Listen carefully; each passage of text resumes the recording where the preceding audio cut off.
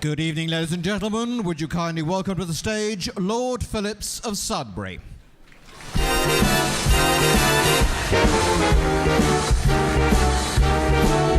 How lucky can one guy be? I kissed her and she kissed me. Like a fellow once said, ain't that a kick in the head? Good evening, ladies and gentlemen. Recently, near where I live, I'm a Suffolk man, although I work in London, there was an air balloon that lost its way. And they were in a complete tizzy, and they had to come down to Earth in order to find out where the hell they were, because the guy on board who was the navigator just wasn't up to it. And apparently they came down in a park in Ipswich, which has several parks, and got low enough, and they could see some people down there, and the chap in the balloon shouted, "Where are we?" And they didn't hear, and so he shouted again louder, and then one chap looked up and he said, "In a balloon!" And the chap said in the balloon, he said, "Must be another lawyer." And a pro bono, you note.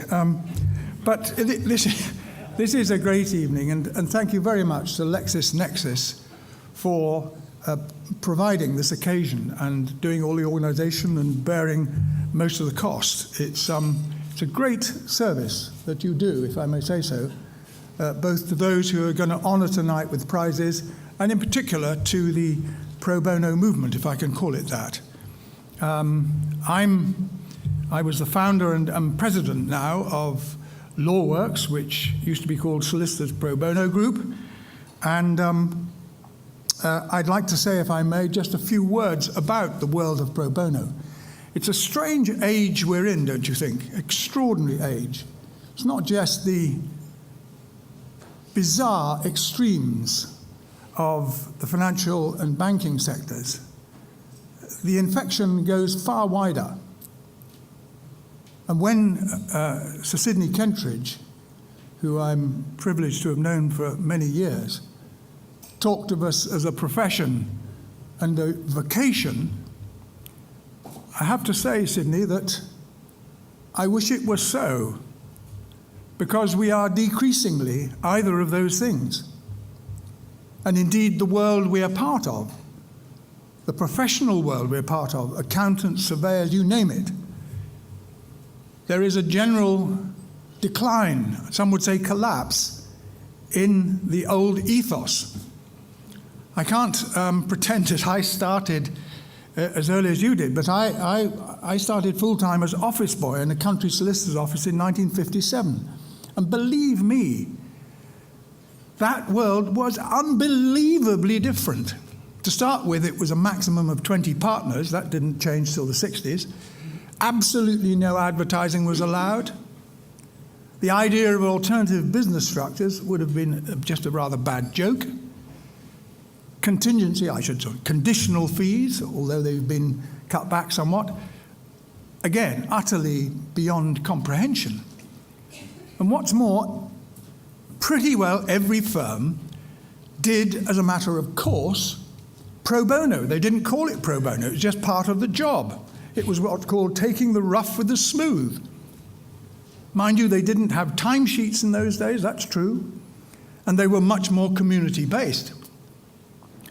But the fact is that with the Legal Aid Act of 1948, and I think over 90% of my profession did legal aid in the decade following that act, with that ethos, one really could look to a situation where the ordinary man and woman, and in particular the poorer and more disadvantaged man and woman, could look for help in great need.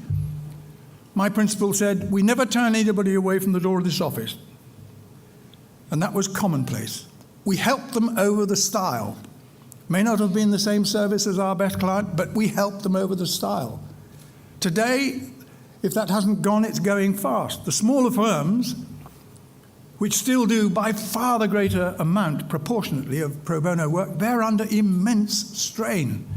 And I do wish we'd give more credit to the remaining high street practices for what they do for their communities, because it's infinitely more than the bigger firms in proportionate terms. And so the need for pro bono assistance has never been remotely as great. And I need hardly tell you that the LASPO bill has made further deep cuts in legal aid. I happen to be on the Lib Dem benches, and it's been pretty agonizing in a coalition that has had to make, as they will say, had to make some of the cuts they've made. We pulled back quite a lot, but my goodness, we're now in uncharted territory. And I have a terrible feeling that not only has the law become more unequal than it was before, but the costs of not providing legal aid and legal help where needed in certain areas will cause much greater expenses downstream.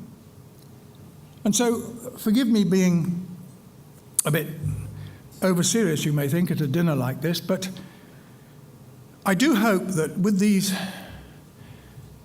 golden envelopes on your table, you will feel as generous as you possibly can in making donations, because the money you give is going half to the Access to Justice Foundation and half to the National Pro Bono Centre. And let me just say a word or two about that centre. How many people in the room have been to the centre, which is in Chancery Lane? Raise a hand. Well, only a small number. Please, when you're anywhere near the vicinity, drop in and just see what's going on there. It's terrific. For the first time, we've got our act together. Solicitors, barristers, legal executives.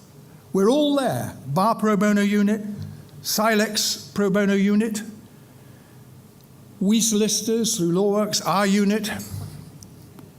And on top of that, we've got the Environmental Law Organisation. We have the London Legal Support Trust. And of course, we have the Access to Justice Foundation itself.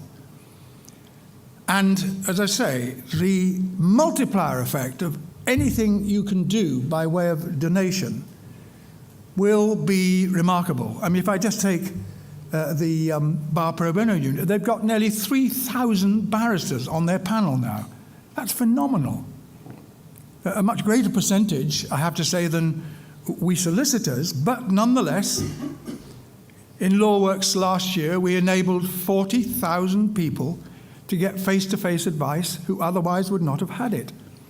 Over 500 community and charities we enabled to have advice. We trained over 500 young lawyers, mainly from big firms who are in highly specialized and non-personal law, to enable them to go out and do their bit through law centers and so on.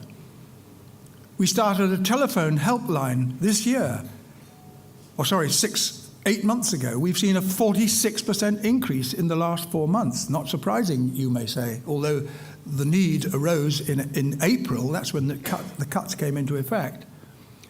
And we've helped create over 100 law clinics in over 100 universities, which are now beetling away, giving vital help to people and, of course, in return, getting experience. And let's never forget, let's get too sort of martyr-like about pro bono work. It gives more buzz and payback in terms of our satisfaction with what we do than, I suspect, almost anything else we do. It reminds us of what being a vocation is and what being a professional is.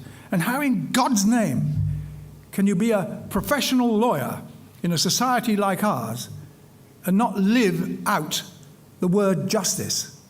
And I'm afraid to say that there are far too many of us these days who forget that word justice, that doesn't exist just for the paying client. My God, it doesn't.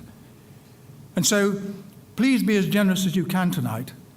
And I assure you, I promise you, you will, if you could go one day and just have a look there, you would be wonderfully surprised as to what's going on. And I would like just to thank the Bar for the help it gives to its own unit and through, and the Law Society, who gives us a very, very substantial grant every year and has done since we started. And with those few words, and I hope some encouragement to be as liberal as you can, I hope you'll all enjoy your dinner. I'd like to congratulate Sir Sidney for the award he's had and all those who are going to get awards after we've finished our meal.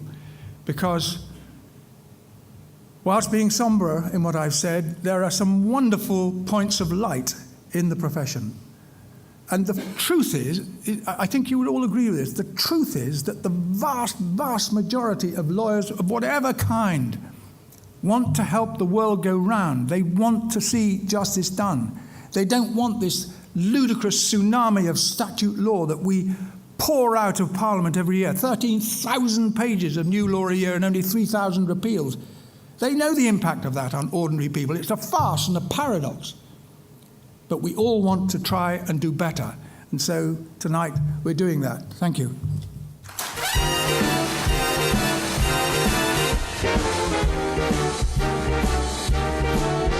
How lucky can one guy be?